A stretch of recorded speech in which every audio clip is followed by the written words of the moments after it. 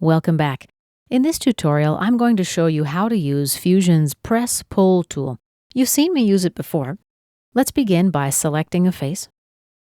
And we just grab the handle and drag. We can also enter a value in the input box. And press OK, and then let's click Done. Another way to activate the tool is by left-clicking on a face. Hover over this glyph and a tool menu flies out. Let's select Press Pull.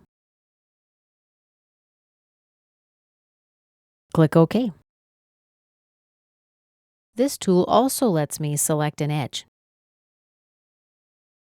Make our modifications and click OK. Here we've created a fillet. Watch what happens in this situation.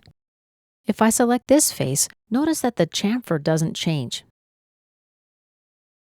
Let's cancel out. And let me dissolve chamfer 4. Right-click, dissolve. Now the feature disappears.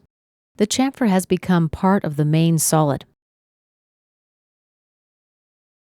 Okay, let's select the same face. Notice that the shape of the face that used to be the chamfer is changed. And this concludes our tutorial about Inventor Fusion's Press-Pull tool.